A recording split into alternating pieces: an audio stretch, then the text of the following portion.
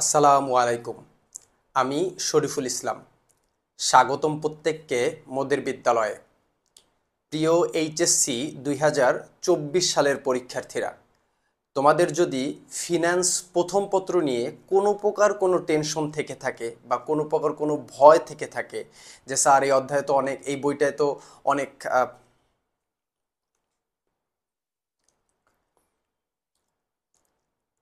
আসসালামু আলাইকুম। আমি শরীফুল ইসলাম। স্বাগতম প্রত্যেককে মোদের বিদ্যালয়ে।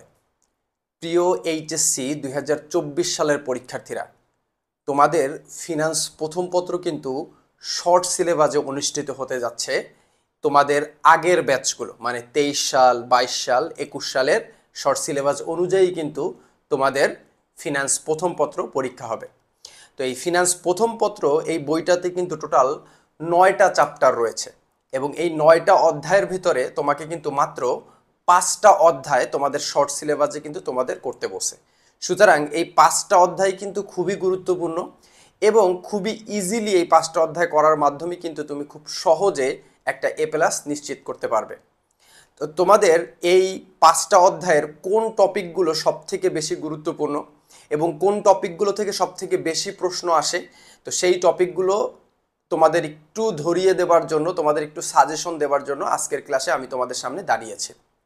আর তোমাদের জন্য একটা গুড নিউজ আছে, সেটা হচ্ছে আমাদের 2024 ব্যাচের জন্য ফিনান্স প্রথম পত্রের উপরে আমরা একটা শর্ট কোর্স আনতে যাচ্ছি এবং এটা সম্পূর্ণ ফ্রি থাকবে। এই ফ্রি কোর্সটা আমি তোমাদের জন্য প্রোভাইড করব। এটা আমাদের ইউটিউব চ্যানেলে আমি আপলোড করব। এই যে হচ্ছে আমাদের কোর্স প্ল্যান, তোমরা দেখতে পাচ্ছ অলরেডি। এটা আমি আমাদের ফেসবুক পেজে দিয়ে দিয়েছি। তো এইখানে যে 20টা ক্লাস আছে, এই 20টা টপিকের উপরে যদি তুমি খুব সুন্দর মতন ক্লাস করতে পারো, এখানে এমসিকিউ দেওয়া আছে, সিকিউ দেওয়া আছে। সুতরাং তোমার এমসিকিউর 30 এবং সিকিউর 70, এই দুইটাই কিন্তু নিশ্চিত হবে যদি তুমি এই শেষ মুহূর্তে এটা খুব ভালো মতন একটু প্র্যাকটিস করে যেতে পারো। তো এটা আমরা সম্পূর্ণ ফ্রি তোমাদের প্রোভাইড করছি, একটা টাকাও দিতে হবে না। কিন্তু তোমাদের কাছে একটা অনুরোধ, তোমরা কখনোই বিক্ষিপ্তভাবে ক্লাস দেখবে না। ক্লাস দেখলে অবশ্যই ধারাবাহিকভাবে ক্লাসগুলো দেখবে এবং অবশ্যই তোমরা কিন্তু খাতা কলম নিয়ে প্র্যাকটিস করবে এবং দেখবে। ওকে, আচ্ছা, এবার আমরা সাজেশনে আসি। তোমাদের শর্ট সিলেবাসে প্রথম যে অধ্যায়টা আছে সেই অধ্যায়টার নাম হচ্ছে অর্থায়নের সূচনা। এটা হচ্ছে তোমাদের ফিনান্স প্রথম পত্র বইয়ের প্রথম অধ্যায়।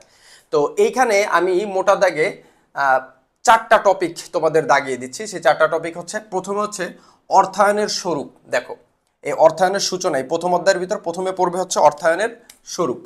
এখন এই অর্থায়নের স্বরূপ, এটার মানে হচ্ছে হলো যে অর্থায়নটা মূলত কোন কোন ক্ষেত্রে ব্যবহার করা হয়। যেমন ব্যক্তিগত অর্থায়ন হতে পারে, পারিবারিক অর্থায়ন হতে পারে, তোমার ব্যবসা ক্ষেত্রে অর্থায়ন হতে পারে, অব্যবসায়ী প্রতিষ্ঠানের অর্থায়ন হতে পারে, তারপর সরকার কিভাবে অর্থায়ন করে থাকে। তো এই অর্থায়নের নানা প্রকার স্বরূপ সম্পর্কে তোমরা একটু এখানে পড়াশোনা করবে, এখান থেকে কিন্তু প্রশ্ন আসে।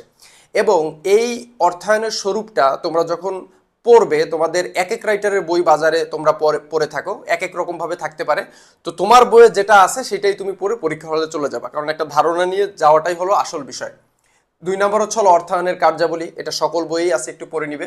অর্থায়নের নীতিমালা, বিশেষ করে অর্থায়নের যে 3টা নীতি আছে, ঝুঁকি ও মুনাফা নীতি, হ্যাঁ, আরেকটা হচ্ছে হলো ঝুঁকি ও তারল্য, মুনাফা ও তারল্য নীতি, আর সর্বশেষ হচ্ছে হলো পোর্টফোলিও নীতি। এই 3টা নীতি কিন্তু তোমার অর্থায়নের হয়ে থাকে। তো এই 3টা নীতি একটু মোটা দাগে পড়বে, বিশেষ করে ঝুঁকি ও মুনাফা নীতি আর পোর্টফোলিও নীতি খুবই গুরুত্বপূর্ণ। এরপর হচ্ছে হলো অর্থায়নের লক্ষ্য। দেখো, অর্থায়নের কিন্তু একটা লক্ষ্য থাকে, সেটা কি? মুনাফা সর্বাধিকরণ নাকি তোমার সম্পদ সর্বাধিকরণ। একটা ব্যবসা যদি দীর্ঘমেয়াদে প্রফিট করতে চায় বা দীর্ঘমেয়াদে ভালো করতে চায়, তখন কিন্তু তাকে সম্পদ সর্বাধিকরণকে মাথায় রেখে সামনের দিকে ব্যবসাটাকে পরিচালনা করতে হয়, যেখানে একটা শেয়ারের বা বিনিয়োগের বাজার মূল্যটাকে মাথায় রেখে সামনের দিকে ব্যবসাটা পরিচালনা করা হয়। তো এই জিনিসটা হচ্ছে অর্থায়নের মেইন লক্ষ্য। তোমরা এখানে একটু পড়বে সম্পদ সর্বাধিকরণ, মুনাফা সর্বাধিকরণ। এটা কিন্তু তোমার এমসিকিউর জন্য গুরুত্বপূর্ণ, সিকিউর জন্য একদম ঠিক সমান গুরুত্বপূর্ণ। আচ্ছা, এরপরে আমরা লিখেছি মুনাফা ও সম্পদ সর্বাধিকরণের পার্থক্য। ঠিক আছে, সর্বাধিকরণের এখানে মূলত হবে পার্থক্যটা। তো পার্থক্যটা পড়বে, কোনটা অর্থের সময় মূল্য বিবেচনা করে, কোনটা করে না, কোনটা সনাতন, কোনটা নতুন, হ্যাঁ, বা কোনটা আধুনিক, এগুলো একটু পড়বা, কেমন? তো এই 4টা টপিক তোমাদের বইয়ে কিন্তু অনেকগুলো টপিক আছে, তোমরা যে বই পড়ো না কেন তোমাদের বইয়ে কিন্তু অনেক টপিক আছে। তো এই টপিকের ভিতরে তুমি এই 4টা টপিক পড়লে মোটামুটি, 4টা না, হ্যাঁ 5টা, সরি এই 5টা টপিক পড়লে তুমি মোটামুটি খুব ভালো একটা ধারণা করতে পারবে, কেমন?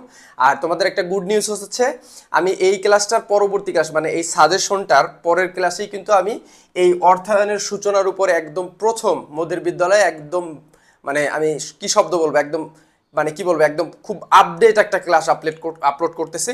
তোমরা ক্লাসটা কিন্তু অবশ্যই দেখবে, এই ক্লাসটার পরের ক্লাসেই আমি আপলোড করব। এবং আমাদের ওই যে শর্ট কোর্স, ওই শর্ট কোর্সটা মানে 20টা ক্লাস আছে ওইখানে, ওই 20টা ক্লাসে আমি ধারাবাহিকভাবে আপলোড করা শুরু করবো ইনশাল্লাহ। তো দ্বিতীয় যে চ্যাপ্টারটা আছে সেটা হচ্ছিল তোমাদের তৃতীয় অধ্যায়। তৃতীয় অধ্যায়ের নাম হচ্ছে টাইম ভ্যালু অফ মানি, অর্থের সময় মূল্য। এটা খুবই বড় একটা অধ্যায়, তোমাদের এই জন্যই ভয় লাগে। তো আমি এটা তোমাদের শর্ট করে দিচ্ছি। এটা হলো তৃতীয় অধ্যায়, অর্থের সময় মূল্য। এখন এই অর্থের সময় মূল্যের তুমি কি কি পড়বা দেখো, আমি প্রথমে একদম সহজ একটা টপিক বলি। তুমি হচ্ছে নর্মাল যে পিভিএফবির অঙ্ক আছে, পিভি প্রেজেন্ট ভ্যালুর যে অঙ্কটা, পিভি সমান সমান FB divided 1 + i power n, ওইটা পিভি প্লাস এফবির অঙ্কটা করবা উইথ চক্রবৃদ্ধি। উইথ কি? বছরে একাধিকবার যে চক্রবৃদ্ধি হয়, মানে যে চক্রবৃদ্ধি হলে তুমি আই কে এম দ্বারা ভাগ করো, এন কে এম দ্বারা গুণ করো, তো ওই টপিকটা তুমি অবশ্যই পড়ে যাবা। তোমরা বলো কি স্যার এটা তো আমরা 9, 10-এই করছি, এটা কি আসবে? হ্যাঁ আসবে, এবং এটা আসে। কেমন? একটু প্র্যাকটিস করে যাবে, কেমন? আচ্ছা, আর প্র্যাকটিস না করতে বললে আমরা তো ক্লাস আপলোড করছি, ওইগুলো করলে একদম ওকে। 2 নাম্বার হচ্ছে তুমি করবা ইএআর, এফেক্টিভ অ্যানুয়াল রেট, বা ইআইআর, এফেক্টিভ ইন্টারেস্ট রাইট। ইনশাল্লাহ এটা করলে তুমি অবশ্যই অবশ্যই কমন পাবে, যে প্রকৃত সুদের হার বা কার্যকারী সুদের হার, কেমন? 3 নাম্বার তোমরা পড়বা অ্যানুইটির অঙ্ক। অ্যানুইটি ওই যে তোমার সাধারণ অ্যানুইটি, অগ্রিম অ্যানুইটি, বার্ষিক বৃত্তি বলি যেটাকে আমরা বাংলায়, তো সেই অ্যানুইটির অঙ্কটা করবা, ঠিক আছে? অবশ্যই অবশ্যই আমাদের কিন্তু খুব সুন্দর ক্লাস, হ্যাঁ সুন্দর ক্লাস আপলোড করা আছে এই টপিকগুলোর উপরে, ঠিক আছে? মোদের বিদ্যালয়ে একটু সার্চ করলেই তোমরা পাবে। ওকে, এটা হচ্ছে 3 নাম্বার টপিক। এবং 4 নাম্বার যে টপিকটা তুমি পড়বে সেটা হচ্ছে ঋণ পরিশোধ সূচি। ঋণ পরিশোধ সূচি। তো এই 4টা টপিক তুমি যদি একটু ভালো মতন প্র্যাকটিস করে যেতে পারো, বা এই 4টা অঙ্ক যদি তুমি করে যেতে পারো, আমি কিন্তু অনেক কিছু আছে অর্থের সময় মূল্য যেগুলো বাদ দিয়েছি, তাহলে তুমি আশা করি যে অর্থের সময় মূল্য থেকে একটা সৃজনশীল, সরি এই অধ্যায় থেকে যে 2টা সৃজনশীল আসবে, সেই 2টা সৃজনশীল তুমি খুব সুন্দর মতন আনসার করতে পারবে যদি তুমি এই 4টা টপিক ভালো মতন প্র্যাকটিস করে পরীক্ষার হলে যাও। এরপরে তোমাদের যে অধ্যায়টা রয়েছে সেটা হচ্ছে তোমাদের 6ষ্ঠ অধ্যায়, দীর্ঘমেয়াদী অর্থায়ন।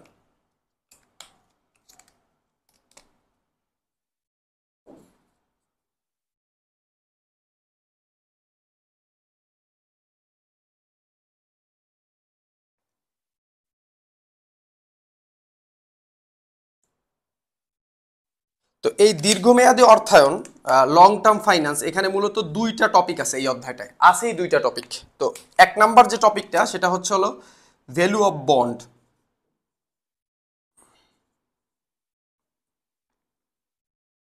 এইখানে 3টা বন্ড আছে, ঠিক আছে? একটা হলো কুপন বন্ড, একটা হলো জিরো কুপন বন্ড, একটা হলো চিরস্থায়ী বন্ড। এই 3টা বন্ডের অঙ্ক মূলত এখানে আসে।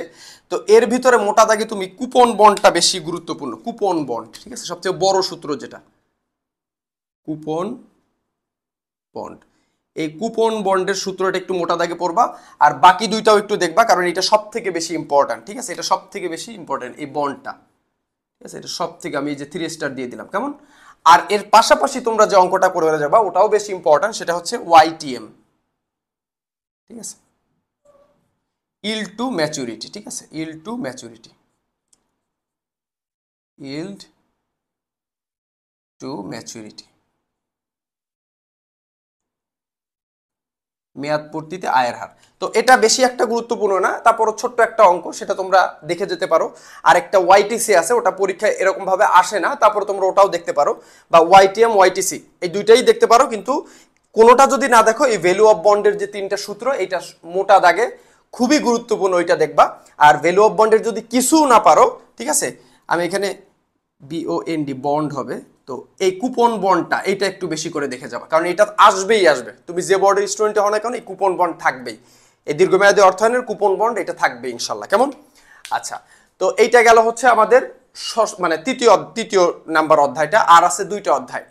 অষ্টম অধ্যায়, যেটা তোমার 4র্থতম অধ্যায় আর কি, অষ্টম অধ্যায়টার নাম হচ্ছে মূলধন বাজেটিং ও বিনিয়োগ সিদ্ধান্ত। আমি একটু লিখে দিচ্ছি, অষ্টম অধ্যায় মূলধন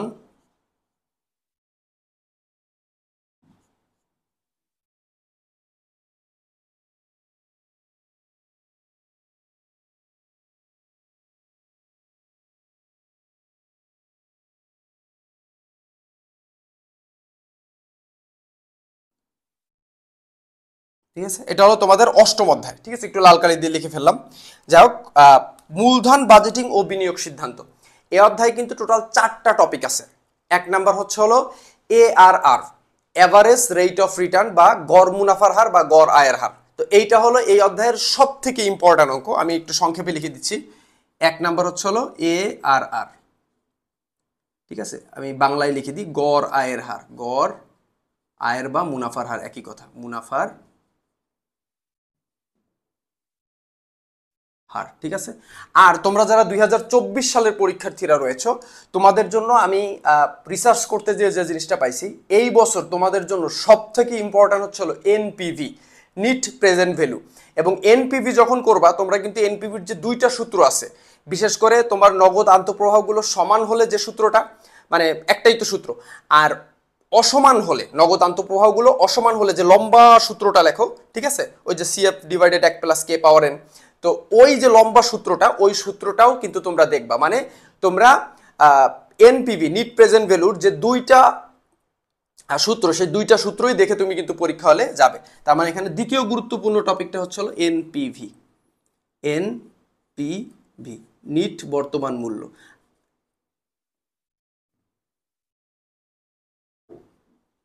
এখন তোমরা অনেকে বলতে পারো, স্যার এই নিট বর্তমান মূল্য তো মনে হচ্ছে এই 3য় অধ্যায়ের অঙ্ক। না না, এই যে স্যার এফবি লিখছেন প্রেজেন্ট ভ্যালু, না, এই পিভি আর এই এনপিভি দুইটা কিন্তু আলাদা টপিক। ঠিক আছে, এই অধ্যায়ে আরো কিছু টপিক আছে যেগুলো আমি লিখলাম না, সেগুলো তোমরা চাইলে একটু দেখে নিতে পারো। একটা হচ্ছে হলো পিবিপি, পে ব্যাক পিরিয়ড, আর একটা হলো IRR, internal rate of return. এবং IRR করতে গেলে বা আন্ত আয়ের হার করতে গেলেও কিন্তু তোমার এই এনপিভিটা খুব ভালো মতন পারতে হবে, কারণ তোমরা যখন আন্ত আয়ের হার নির্ণয় করো, ওইটার ভিতর কিন্তু একটা পজিটিভ এনপিভি আর একটা নেগেটিভ এনপিভি দরকার হয়। কেমন? আচ্ছা, তো আশা করি এই 2টা টপিক তোমরা যদি একটু বেশি গুরুত্ব দিয়ে পড়ে যাও, তাহলে ইনশাআল্লাহ মূলধন বাজেটিং অধ্যায়টা তুমি কভার করতে পারবে। এখানে টোটাল 4টা টপিক আছে, ARR, NPV, IRR এবং PVP। এই 4টা টপিকের ভিতর আমি 2টা টপিক বললাম, একটা হচ্ছে হলো ARR, গড় মুনাফার হার, আর একটা হলো NPV, net present value, net বর্তমান মূল্য। তো এই 2টা টপিক করলে ইনশাআল্লাহ হয়ে যাচ্ছে। এবং সর্বশেষ যে অধ্যায়টা, সেটা হচ্ছে 9ম অধ্যায়। ঠিক আছে, অধ্যায় 9,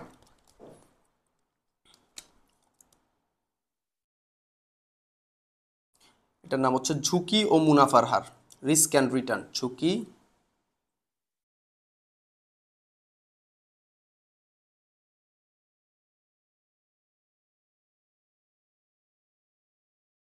দেখো, ঝুঁকি ও মুনাফার হার, এই অধ্যায়টা কিন্তু খুবই সহজ একটা অধ্যায়, খুবই সহজ।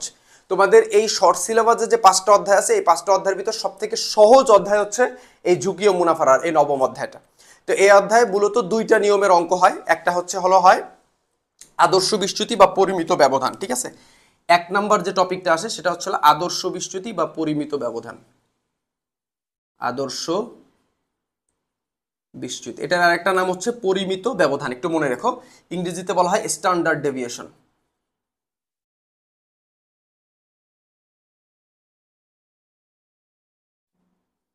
ঠিক আছে, তো এই স্ট্যান্ডার্ড ডেভিয়েশনটা হচ্ছে সব থেকে গুরুত্বপূর্ণ অঙ্ক। তোমরা এটা মোটা দাগে স্টার দিয়ে দিলাম, এই অধ্যায়ের এই একটা টপিকই তুমি ভালো মতন দেখে যাবে। বিশেষ করে তুমি ওই সম্ভাবনার মান দেওয়া থাকলে যে সূত্রটা, ওইটাও যেমন গুরুত্ব দিয়ে করবা, আর সম্ভাবনার মান দেওয়া না থাকলে আদর্শ বিচ্যুতির কোন ফর্মুলাটা হবে, ওইটাও সমান গুরুত্ব দিয়ে করবা। এই অধ্যায়ে আরেকটা টপিক আছে, ওইটার নাম হচ্ছে হলো পোর্টফোলিও বিনিয়োগ বা পত্রকোষ তত্ত্ব।